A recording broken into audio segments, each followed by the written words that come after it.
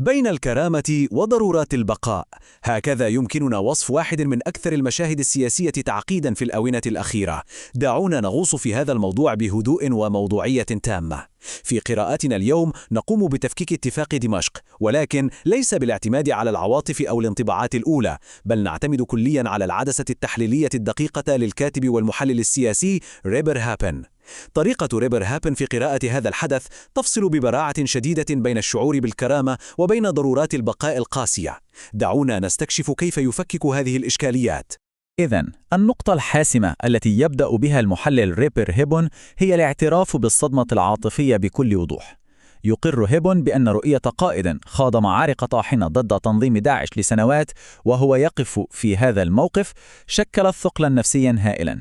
لا أحد يمكنه إنكار ألم هذه الصورة، لكن ما يميز منهج ريبر هيبون هنا هو أنه لا يتوقف أبدا عند هذه المشاعر، بل يتخذها نقطة انطلاق للانتقال نحو واقعية سياسية صارمة، مجرد المشهد من قشرته العاطفية للوصول إلى جوهر السياسة الحقيقي. وللوصول إلى هذا الجوهر سنتبع خطوات ريبر هوم المنهجية خطوة بخطوة.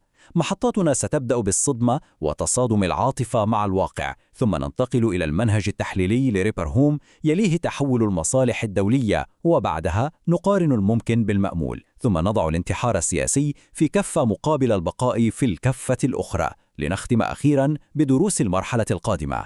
نبدأ إذن بالمحطة الأولى، الصدمة. عندما تتصادم العاطفة مع الواقع، يضعنا ريبر هون فوراً أمام التناقض الأول، وهو الرمزية الثقيلة للحدث مقابل الحقيقة المعقدة على الأرض. مشهد القائد الذي خاض أشرس المعارك وهو يقدم تنازلات سياسية يترك بلا شك أثراً عميقاً في النفوس، لكن ريبر هون يصر بوضوح على ضرورة تجاوز عدسة الكاميرا وعدم الاكتفاء بالقراءة السطحية. هو يوضح ببراعة أن كل تفصيل في ذلك المشهد، من طريقة الوقوف إلى الخطاب والدلالات، تم ترتيبه بعناية فائقة. الذهاب إلى دمشق لم يكن قراراً سهلاً، والرمزية كانت مفهومة تماماً لأصحاب الشان. وهنا يدفعنا ريبر هون للتفكير خارج الإطار العاطفي، طارحاً السؤال الأهم: في ظل تلك المعطيات المعقدة، هل كان هناك حقاً أي خيار آخر متاح؟ وهذا ينقلنا إلى المحطة الثانية، المنهج التحليلي لريبر هوبن وكيف يفكك الإشكاليات. للإجابة على التساؤلات السابقة، يستخدم ريبر هيبون منهجية تعتمد على تفكيك الإشكاليات عبر سلسلة من الأسئلة الصارمة والواقعية. إنه يحاصر التفكير العاطفي بمنطق لا يرحم، ليثبت أن السياسة لا تدار بالأمنيات. وهنا يطرح سؤاله الأول والأكثر ثقلاً: ماذا لو اختار المواجهة ورفض؟ ماذا لو تم اختيار الرفض القاطع لكل شيء؟ يضعنا ريبر هيبون هنا أمام السيناريو البديل، مجبراً إيانا على تخيل العواقب الكارثية لقرار مبني على الكبرياء المجرد من أدوات القوة الفعلية. ويتابع ريبر هوبون إطلاق أسئلته المنهجية لتفكيك المشهد. هل كانت واشنطن ستخوض حرب جديدة من أجل هذا الرفض؟ يذكرنا تحليل ريبر هوبون هنا بالحقائق الجغرافية والعسكرية القاسية على الأرض. فلا توجد جبال وعرة في كردستان سوريا يمكن الاحتماء بها، ولا توجد أوراق قوة كافية لفرض شروط استثنائية على طاولة الكبار. ثم يصل ريبر هابون إلى الاستنتاج القاطع عبر هذا السؤال الأخير: هل كانت الدول الكبرى ستمنع التدخل الخارجي وتخوض مواجهة عسكرية؟ الإجابة الواقعية والصادمة التي يصل إليها هابون هي لا. بدون دعم عسكري مباشر من دولة حليفة، كان الرفض يعني ببساطة الانزلاق السريع نحو مواجهة عسكرية مفتوحة ومدمرة، وبلا أي غطاء يحمي المدنيين. ننتقل الآن إلى المحطة الثالثة، تحول المصالح الدولية ودخول لاعبين جدد. ينقلنا ريبر هابون عبر هذا المسار الزمني من المشهد المحلي الضيق إلى رقعة الشطرنج العالمية الواسعة. يؤكد هابون أن ما حدث لم يكن مجرد اتفاق محلي معزول، بل كان نتيجة حتمية لتحولات جذرية في الترتيبات الإقليمية والدولية. يشرح ريبر هابون هذا التحول بوضوح، فمرحلة الشراكة العسكرية ضد داعش مع التحالف الدولي وصلت إلى نهايتها، والتفاهمات الجديدة بين القوى الكبرى غيرت الحسابات بالكامل. وهنا جاء التدخل الفرنسي، ليس لإنشاء مشروع مستقل، بل لضمان حماية سياسية تمنع الاستفراد التركي بالمشهد. لقد تحولت الحماية وفقا لقراءة ريبر هابون العميقة من حماية عسكرية صلبة على الأرض إلى مجرد غطاء سياسي قابل للتفاوض. ولتأكيد فكرته لا يكتفي ريبر هابون بالتنظير، بل يستشهد بأحداث دامية وواقعية على الأرض، مثل جبهة دير حافر ومعركة الشيخ مقصود. هذه الأحداث تعد دليلاً عملياً كما يرى هابون على أن الضمانات السياسية الدولية لا تمنع بالضرورة وقوع مواجهات دموية، وأن الدول الكبرى قد تترك حلفائها لمواجهة الأمر الواقع في أي لحظة تتغير فيها مصالحها. وتتوج هذه النظرة الواقعية بالقاعدة الذهبية التي يبرزها ريبر هابون: المصالح فوق الصداقات.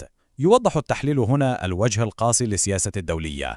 فرغم التضحيات الهائلة والآلاف ممن فقدوا حيواتهم في الحرب ضد داعش، إلا أن السياسة لا تقدم مكافآت أخلاقية مضمونة.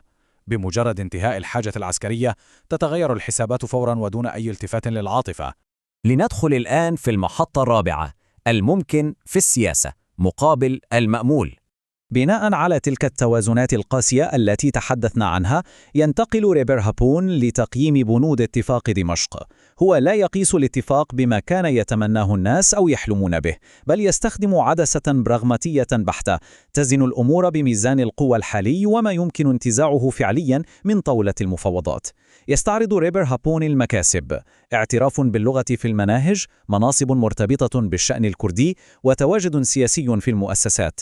قد تبدو هذه المكاسب محدودة جدا مقارنة بالطموحات العالية، لكن هابون يشدد على أن السياسة تقاس بما يمكن الحفاظ عليه وتأمينه عندما لا يكون الطرف المفوض في موقع يسمح بفرض الشروط، والأهم تجنب دفع المدنيين ثمنا دمويا جديدا. نصل هنا إلى النقطة المفصلية الخامسة: الانتحار السياسي مقابل البقاء، وفن الحفاظ على المتبقي. يقودنا هذا إلى التمييز الجوهري والأهم في طرح ريبر هابون بأكمله، حيث يوضح ببراعة التفرقة الدقيقة بين الكرامة السياسية الحقيقية وبين الاندفاع الأعمى نحو كارثة محققة. الكرامة السياسية الحقيقية كما يراها ريبر هابون هي أن تلعب الأوراق ضمن المساحة المتاحة لحماية الناس والحفاظ على ما تبقى من مكتسبات. أما رفض التفاوض والدخول في حرب دون أدوات عسكرية ودعم دولي فهو ليس بطولة على الإطلاق، بل مقامرة بمصير الملايين وانتحار سياسي تام. الاتفاق هنا وفقا لريبر هابون ليس هزيمة نهائية، بل هو خطوة محسوبة ومؤلمة للبقاء داخل اللعبة بانتظار ظروف أفضل في المستقبل. وأخيرا المحطة السادسة: ما هي الدروس والتحديات للمرحلة القادمة؟ يؤكد ريبر هابون أن المعركة لم تنتهي، والصراع في المنطقة لم يستقر أبدا.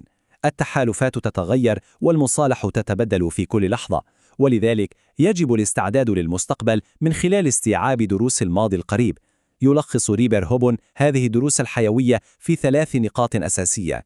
أولاً، التحالفات الخارجية مؤقتة ومرتبطة بالمصالح فقط، ولا يمكن الاعتماد عليها كلياً. ثانياً، التماسك الداخلي هو خط الدفاع الأول والأهم. وثالثاً، السلاح يحتاج دائماً إلى رؤية سياسية مرنة تحميه وتوجهه. يشدد هابون على أن الخروج من هذه الجولة لا يعني العودة للصفر، فهناك تجربة غنية وعلاقات دولية وهوية صلبة تم بناؤها ولن تمحى بسهولة. ويختتم ريبر هابون تحليله العميق لهذه المرحلة بهذه المقولة القوية: إنه تحذير صريح من الخلط بين الكرامة الحقيقية المتمثلة في حماية الوجود وبين الرغبة المتهورة في المواجهة العبثية. الحفاظ على الوجود كما يقول ريبر هابون هو أول أشكال الانتصار، حتى وإن بدا في لحظته الأولى للبعض وكأنه تراجع. يتركنا هذا التحليل أمام هذا السؤال المفتوح والمحفز: كيف يمكن تحويل هذه المنعطفات القاسية إلى فرص استراتيجية حقيقية للمستقبل؟ التحدي الآن ليس البكاء على ما مضى أو الغرق في العاطفة، بل الاستعداد ببراغماتية لما هو قادم. الصراع مستمر واللعبة السياسية لم تنتهي بعد. نأمل أن تكون قراءتنا لمنهج ريبر هابون في تفكيك هذا المشهد المعقد قد قدمت زاوية رؤية مختلفة وأكثر وضوحا. شكرا لعميق انتباهكم.